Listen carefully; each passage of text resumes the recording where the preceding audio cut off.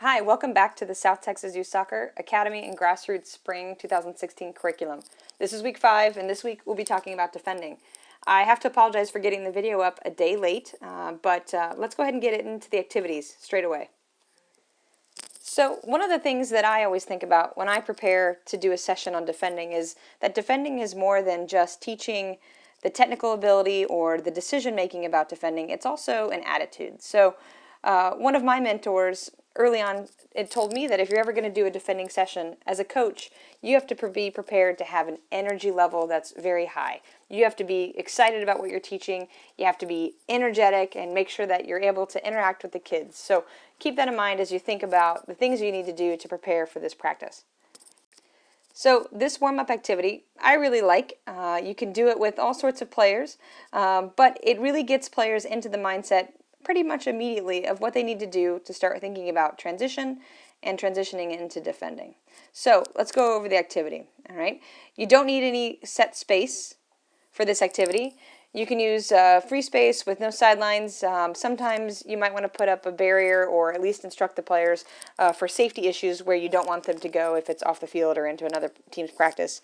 But rather than that, they really should have no restriction and be able to go. So this is a 1v1 transition game, and the objective is to improve the player's ability to transition to first defender and how to apply pressure to the ball, how to delay, and how to decide when to tackle. So this activity, players are in pairs, and they're passing and moving in a free space. So they're working directly with their partner.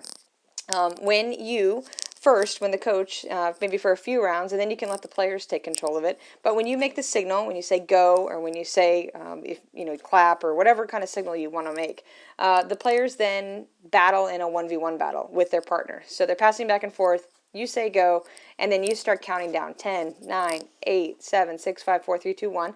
And while you're counting down loudly, the players are fighting to keep it or to win it from their partner. At the end of 10 seconds, whoever has possession of the ball wins that round, right? So as you get going, it's a high-intensity activity, but it's short bursts of activity. So I listed the intensity as 6, a total of 8 minutes, so approximately 30, it should say 30 seconds rest and then 30 seconds on. So they're going and they're passing. That can really be, for 10 of the seconds, 20 of the seconds, and then when you say go, that's the most intense 10 seconds. It is fun.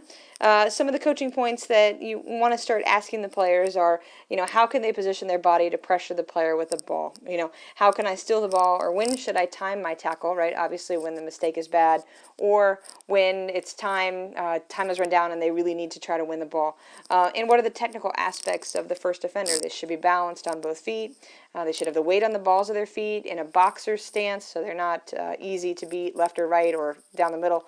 And also how to approach with speed, so how to slow down your speed so that you don't overrun or overcommit or dive in. And then what part of the foot should you use when tackling? Obviously teaching the block tackle or the poke tackle.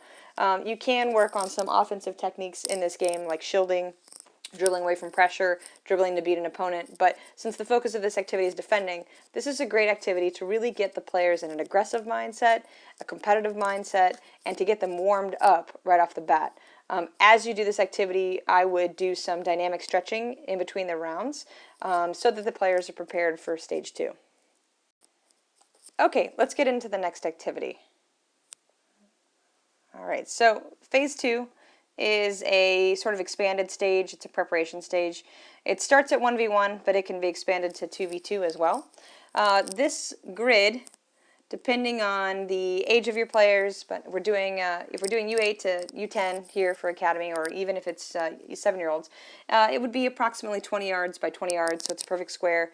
You've got players divided with pennies in each of the corners, and you've got little gate goals that are built in the corners close to where the players. I think from a starting standpoint, make sure that you instruct the players that they must stand behind the goal, because they will have a tendency to step in front of the goal and then thereby being a goalkeeper, another defender, which is really not the intent of this activity. The intent of this activity is to be able to leave the gate open or the goal open so the attacker has a chance to score, right? So let's talk about the objectives. So this is to improve the performance of individual defenders in preventing the opponent from turning with the ball, and also to improve the performance of individual defenders in preventing a penetrating pass or dribble when confronting an opponent who has turned the ball. Okay, so this is how the activity works. This is a physical warm up, a technical tactical build up of the concepts, right? So for this activity, the player here down in the corner with number 10, let me get my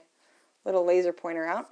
This player right here starts with the ball, and there's a player on their team, number 5 here, that's already central, right? So I would ask this player to move away and come to, or if they're not having success with that, they can come in, that's fine. And then as that movement happens, the ball is played from the corner, right? As the ball is played in, a defender from the opposite side of the grid steps onto the grid to prevent this player from turning, and they are attacking this goal. So the red team is attacking the goals that are by the blue triangles, and the blue team is attacking the goals that are by the red squares, right? So ball comes in, pressure is applied. This is your moment for preparing your coaching points about first defender, and then the objective is to score. If the blue player does win the ball, they can counterattack here or here. And then once the ball goes out, or once there's a goal scored, then it switches the responsibility. So then the blue team would start in the middle, and a player here from this blue side would pass the ball in, and then again they're able to try to turn and attack, right? So this is a great activity. I would be aware of the number of players that you have on the outside to make sure you don't have too many players that are standing. You might have to build 2 grids adjacent to each other so that you can stand here and watch both of the grids, or have an assistant coach watch one of the grids. This is a nice activity to build into 2v2. You can easily have this pass come in and this player join in, and those 2 players join in there. And then you can build it into a 2v2 situation. So again, it's an activity that would be about 20 minutes in length. The intensity is somewhat high. I would play this in rounds of 4 minutes. I would play 4 minutes, and then I would have 1 minute of rest. I would rotate the players around if you had 2 grids, so that they're not always going against the same player. I think that's important to pay attention to. Make sure you're mixing up who the opponents are. And this activity should provide ample opportunities to be able to address the issues related to the first defender and pressuring and preventing a turn. Okay, let's talk about the last activity. All right, so the last activity is a small-sided game. This is phase 3, and I would do this obviously before the last thing you do in practice, which is the scrimmage. So let's talk about it. So this is a zone game. I've got 3v3. You could also play 2v2 or 4v4. The size of the grid would obviously depend on how many players you had. For 4v4, you might play 35 yards long by 25. For 3v3 for this age group, 25 yards long by 15 yards wide should be adequate. On each of the ends of the grid, you've got an end zone that is built. These are marked by cones. This is a 5-yard space, and this is a 5-yard space. And this game is directional. So the red team is always attacking the red side, and the white team is always attacking the white side, right? So the objective of the game is to develop how to dribble and keep the ball, and how to pressure and win the ball back in transition. So the white team, in this case, or I guess the red team, has the ball. Their objective is to dribble into this end zone. Once they have had success and they've gotten a point, then the white team starts with the ball, and they try to dribble into the opposite end zone. That creates the moments where you can address the red team upon transition from who should pressure to the ball, who should drop off and cover, and who should balance the field, right? Obviously, the closest person to the ball pressures the ball.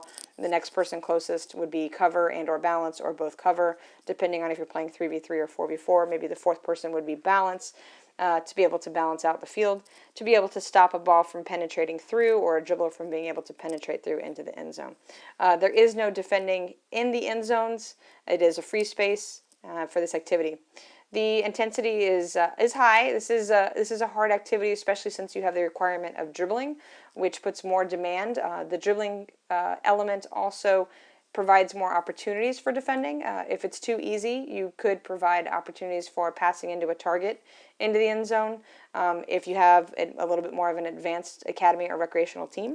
But dribbling should be a really adequate way to get in ample coaching points and create the scenario that you want to create to be able to teach this topic. I would do this activity for 12 minutes. I would do 6 minutes, and then I would do a little halftime rest, and then 1 minute. You could also break this down depending on the heat of the day and how tired the players are to 4-minute rounds with 1 minute, and you could play 3 of those to get into your 12 to 15-minute time range for practice. In terms of the coaching points, it allows you opportunities to talk a bit about attacking, even though we are talking about a defensive topic. They're never really completely separate. In terms of the attacking, keeping the ball close, but also away. If they're going forward with the ball and there's not an option, then perhaps they need to be able to spread out and pass. The key things are going to be the transition moments that the players can create in moments of either their team winning possession or their team being dispossessed or losing the ball. And then also the moments of when a goal is scored and what to do in that moment when we've scored, and how to switch in our mind to immediately defend to win the ball back. And those are really difficult things for younger players because, as we talk about the adult game, there's lots of moments of transition. So when we can get the younger players thinking about changing gears and being able to anticipate and be able to adjust, it just helps us be able to really develop them and help them become more well-rounded players. Some of the guided questions that you might want to ask in terms of the defense are, how do we force the dribbler to slow down with pressure? You can ask again to follow up on the technical components. What should your body look like? You should be in a boxer stance. You should be low. You should be balanced on both feet, right? When do you tackle the ball when they make a bad touch? How do you move to support your teammates if they get beat? Then you might cover, have a proper distance from your teammates so we're not bunching up around the person with the ball and leaving the other people open. And then if you do get beat, always recover back to the center of the goal and then work your way out, right? So this is a great Phase 3 activity. Following this activity, I would suggest taking these restrictions away, putting 2 goals on the end of the field, and getting into your scrimmage, and then eventually cool down. With these activities, this should be enough for a practice of about 1 hour and 15 minutes to even 1 hour and a half.